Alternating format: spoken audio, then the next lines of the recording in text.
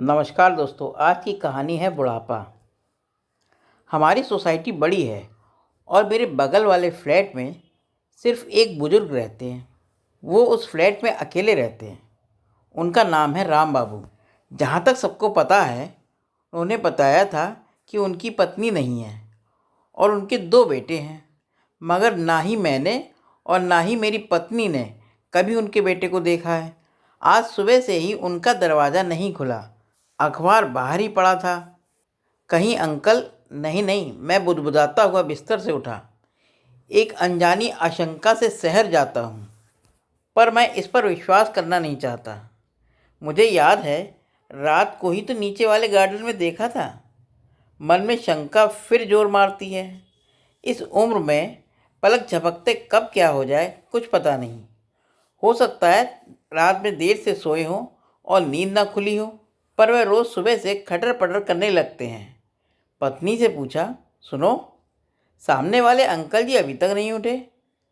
क्या हुआ होगा? थोड़ी चिंता सी हो रही है मुझे। पता नहीं, तुम ना तो सोते हो ना मुझे सोने देते हो। कम से कम अंकल जी को तो सोने दो, बेचारों का बुढ़ापा है। नहीं, मुझे लगता है कुछ गड़बड़ है। नहीं उठे तो मैं क्या करूं? जब उनके बच्चों को ही परवाह नहीं है तो तुम क्यों सारे जमाने का ठेका लेते हो? कम से कम मुझे सोने दो, आज संडे है। लेकिन अब नींद कहाँ आने वाली मुझे। सोचा चलो आज मैं ही चाय बना लेता हूँ। मैं अपना प्याला हाथ में लेकर अखबार के पन्ने डाइनिंग टेबल पर फैलाता हूँ, पर मेरा मन अखबार में नहीं लग रहा था। रह रहकर अंकल के दरवाजे की तरफ देखता हूँ। मन है कि मानता ही नहीं, और प्याला हाथ में लेकर उनके दरवाजे की घंटी का बटन दबा लेता हूँ। घंटी की ध्वनि सुनकर याद आता है, अंकल बता रहे थे कि यह घंटी उनके बेटे ने फ़ौरन से भेजी थी। घंटी बंद होते होते कराहने की आवाज़ सुनाई दी तो राहत की सांस ली। थोड़ी देर में अंकल ने दरवाज़ा खोला। वह चल भी नहीं पा रहे थे और तेज़ बुखार से तप रहे थे। अरे अंकल जी, तुम्हें तो बहुत तेज़ बुखार है, बताया क्यों नहीं? मैंने अधिकारपूर्वक उनसे पूछ लिया और सहारा देकर पलंग तक ले आया। उनका शरीर बुखार से तप रहा था। मैंने उन्हें रजाई उड़ा दी और केतली में से आधा गिलास चाय लाकर दी। उनकी आंखें भी नम थीं, तो मैंने उन्हें दवाई भी दे दी। मुझे अंकल पर दया आ रही थी। बेचारे करें भी तो क्या। बताते हैं आंटी के मरने के बाद यह फ्लैट खरीदा है। तभी से फ्लैट में अंकल अकेले पड़े हैं। एक बेटा कहीं विदेश में है और एक बेटा दिल्ली में। विदेश में बेटा बहू नौकरी करते हैं, उनके पास समय ही नहीं रहता। फिर वहाँ विदेश में मेरा मन लगेगा क्या? यह कहकर वे बात हमेशा ख़त्म कर देते हैं। कभी कभी भावुक क्षणों में बोल जाते हैं, ये तो अच्छा हुआ कि रिटायरमेंट का रुपया और पेंशन है, जो आश्रय के लिए पर्याप्त है। पर क्या जीने के लिए यही चाहिए? आज रह रहकर मैं सोच रहा था, क्या रखा है जीवन में? मरते खपते बच्चे बड़े करो और अंत में मिलता क्या है? सिर्फ इंतज़ार और परिवार की अपेक्षा का जहर। शायद अंकल अपने अकेलेपन को बांटना चाहते हैं, कभी मेरे बच्चों के साथ, कभी ऊपर वाले फ्लैट के बच्चों के साथ, तो कभी रामू जो सबके घरों में काम करने के लिए आता है उसको बुलाकर, तो कभी टीवी चलाकर। पर आजकल के बच्चों के पास वक्त कहाँ है? कॉन्वेंट में पढ़ने वाले यह पीढ़ी इंटरनेट युग की जनरेशन है। इसके पास रिश्तों की मिठास वाला एहसास कहाँ है? अपनी ही नानी दादी के पास बैठ लें तो ही बहुत। मैं अपना बचपन एक बड़े कुटुंब में बिता कर आया था। पल पल पर ममता की छांव तले अम्मा, दादा दादी, चाचा चाची, बुआ मौसी जैसे सब रिश्तों की महक मेरे मन में अभी भी रची बसी है। अंकल के लिए दोपहर में मैं पतली खिचड़ी लेकर आया। उनकी आंखों से लगातार पानी बह रहा था। मैं समझ नहीं पा रहा था कि यह पानी है या आंसू। बुढ़ापे का जो जहर पड़ोस के अंकल पी रहे थे, उसी की काट मैंने खोजी थी। उन्हें अंकल कहना शुरू किया, फिर तो पूरी सोसाइटी में अंकल के रूप में लोकप्रिय हो गए। हम 5-7 घरों में बहुत अपनापन था। कभी दोपहर में अंकल के घर बैठ जाया करते, कभी रामायण का पाठ रख लेते, कभी कुछ नया व्यंजन बनाते तो अंकल का हिस्सा भी निकाल देते। पर क्या हम पड़ोसी उनके अकेलेपन को भर सकते हैं? रामू को वो अक्सर रोकना चाहते, कभी घुटनों में तेल मलवाने के बहाने तो कभी किसी बात पर। 8-10 घरों में काम से बंधा वह इतनी चालाकी से निकल भागता कि उसकी चतुराई की दाद देनी पड़े। बुखार उतरते उतरते हफ्ता भर लग गया, पर अंकल इस हफ्ते में बिल्कुल बदल गए। अब वॉचमैन के साथ नीचे कुर्सी डाले बैठे रहते, हर आते जाते को रोकते। अरे भाई, तुम कौन हो? किसके घर जा रहे हो? इतनी सुबह सुबह कहाँ चल दिए शर्मा जी? और राहुल, कल तू तो बड़ी देर से लौटा, कहाँ चला गया था? मुझे तो तेरी चिंता खाए जा रही थी। पर राहुल को यह नज़र रखने वाली टोका टोकी पसंद नहीं। वह मुंहफट झट से कहने लगा, आपको चिंता करने की क्या ज़रूरत है? मैं तो अपने पापा को बता कर आया था।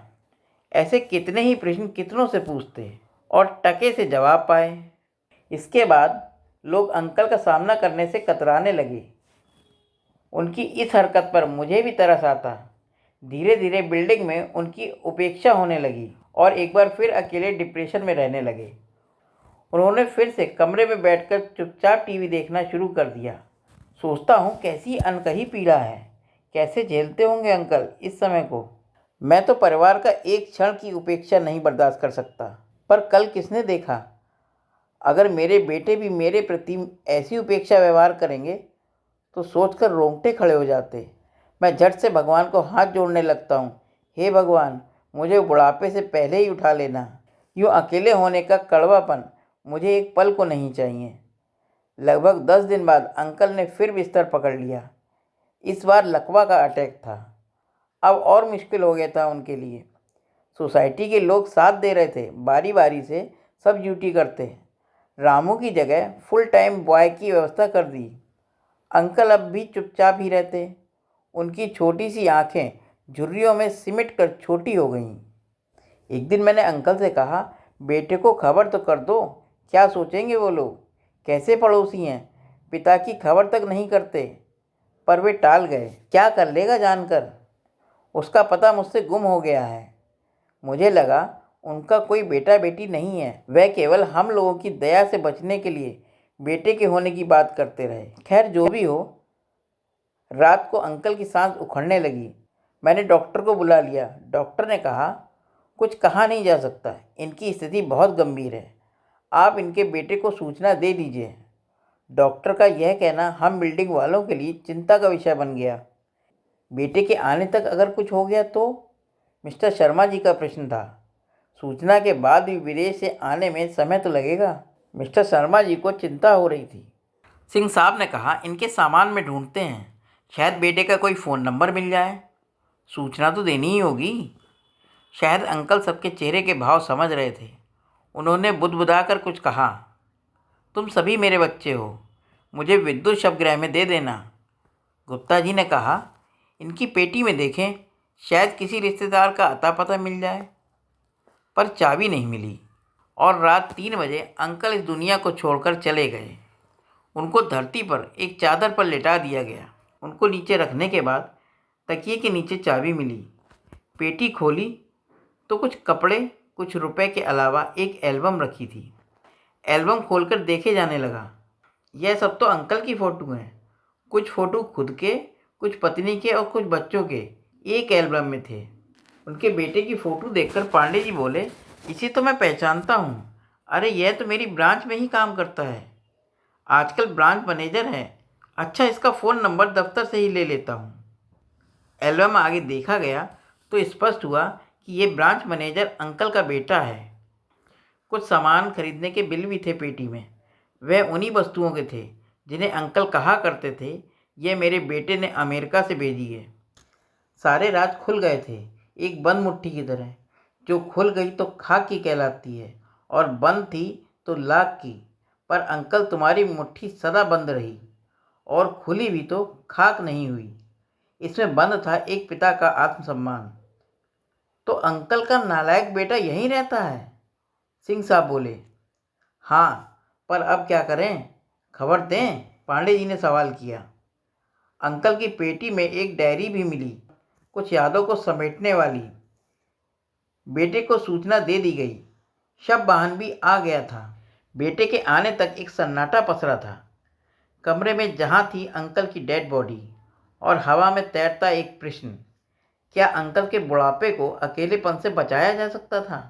डायरी के पन्नों पर फरफराता है एक उत्तर, बेटा कल तुम्हारा भी आएगा बुढ़ापा।